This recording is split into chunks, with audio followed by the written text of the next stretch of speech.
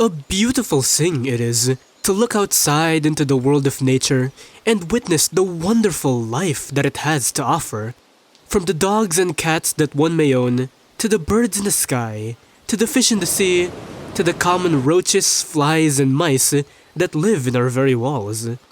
Amazing creatures of a beautiful system of change and adaptation. To that same vein, the Roblox ecosystem is sporting its own set of magnificent specimens that you may be very familiar with, such as Spin a Baddie or Anime Femboy Cart Ride. Such awe-inspiring creations that are the product of billions of years of evolution that I would love to explore with you today. What you see in front of you is a small section of the evolutionary tree of family Gardenia, and with that, the emergence of two genera, that being genus brainrotus and genus vulpera. We will also look into a third genus commonly seen, that being genus lmao. These are known locally as brainrot games, steal games, and RNG/luck games respectively. Which, without even going into the specific species of these genera, you may already be able to think of a few games that can commonly be found out and about. So, with that all out of the way, let us get into our first genus, genus brainrotus. 1 million years ago, lasting for around 430 to 450,000 years, was the aquatic event you may know as the Brainrotian explosion.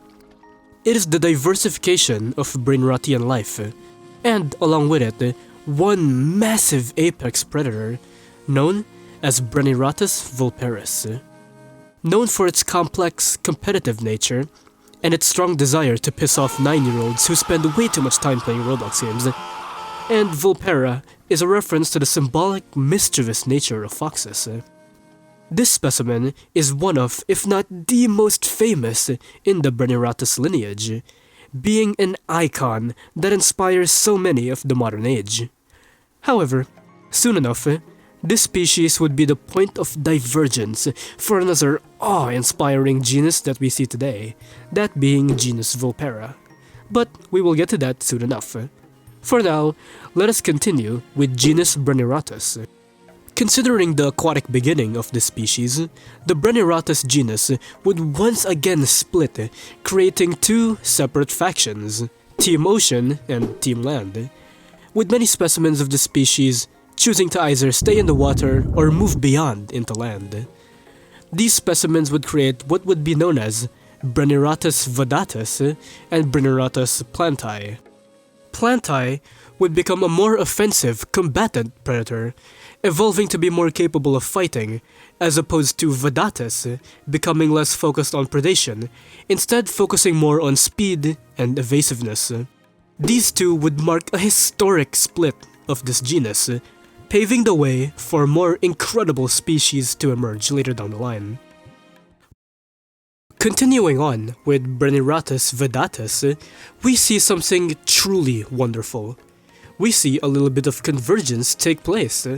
These aquatic specimens discovered something truly amazing.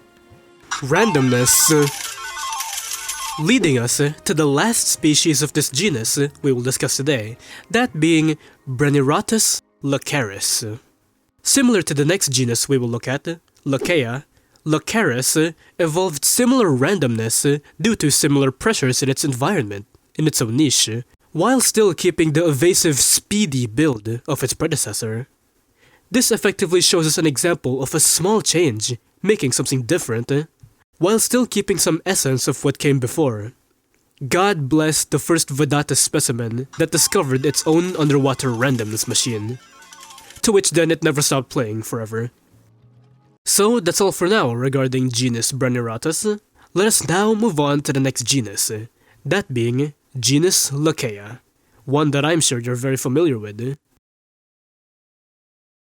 Appearing with traits similar to those found in species that appeared millions of years ago, traits of randomness such as the loot box, it is easy to see where lmao solaris came from.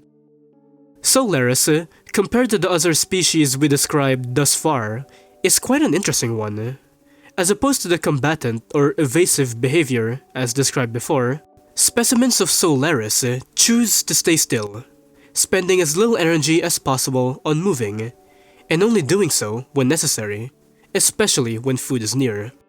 This is actually one major trait that brings together not just Solaris, but the entire Locaea genus, and can even be seen a little bit with some species of the brainrotus genus, especially Brainrotus locaris, as described previously.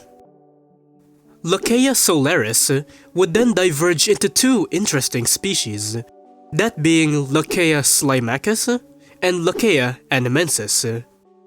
Beginning with the first, Slimacus, often appearing in packs, are known to be very loyal to one another, with cases of infighting being extremely rare. And on the other hand, numerous cases of protecting another one of its kind. Truly wonderful.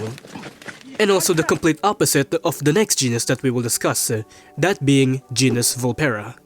Although we will cover that soon enough. Second, and quite an interesting, highly questionable case, Locaea animensis. Keeping up with the tradition of energy conservation, but with the added twist of...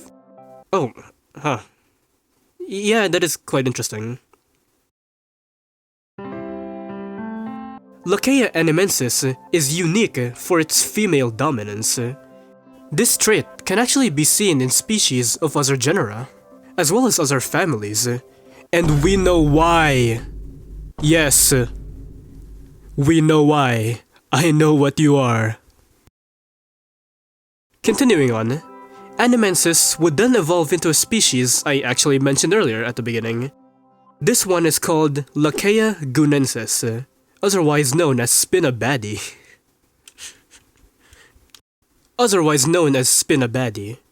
Gunensis is not too different from Animensis, as it is closer in timescale to Animensis, as opposed to the greater distances between two species that would show a lot of change. For example, Brainrotus vulparis took longer to become plantae, considering Vulparis' aquatic beginning, as opposed to Locaea animensis taking less time to become gunensis, and therefore there are less intermediary species and also less difference between the two. I chose gunensis to speak on, however, as this species is similar to another species in the Vulpera genus, both sharing one common trait but being of different starting points. I won't speak on this too much, as I am not exactly an expert on the history of the original baddie lineage. That is just something to keep in mind. And so, with that, we're done with genus Locaea. Returning back to the beginning, we make our way on to genus Vulpera, and to our first species, Vulpera aquavenator.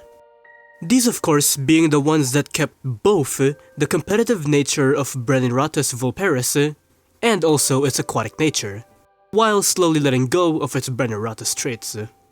This would be the starting point for our future Vulpera genus, known for its major infighting and solitary nature, as opposed to another species like Locaea slimacus. This is the most notable trait of genus Vulpera. From here, a split will occur, leading into the line that will become Vulpera cyanocitus and Vulpera guneris. Let's start with the first one. Hey, wait a minute, I recognize that guy. What the fuck is he doing here? Cyanocitus is known for its extremely high intelligence, and is an interesting case, as it is a flying descendant, and actually the only flying species we've talked about so far. This species also likes to stay in extremely cold, freezing weather.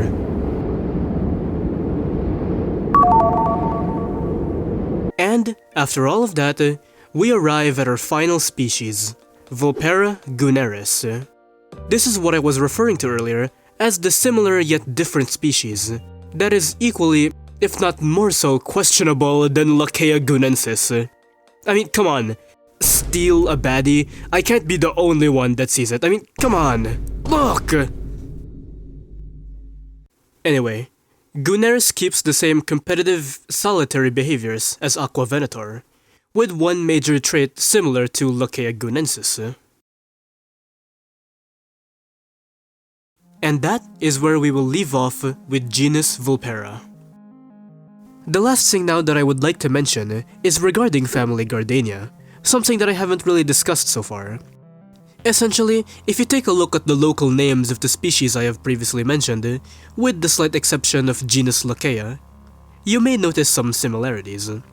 Steal a brainrot, kick a lucky block, spin a baddie, steal a baddie. It's what one may call verb a noun type games. So, that is the connecting factor of the genera Brainrotus, Vulpera, and others that I did not mention today, with some Gardenia-esque species in the mix as well. And so, with all of that finally done, thank you for staying with me throughout this journey. I hope you had as much fun as I did.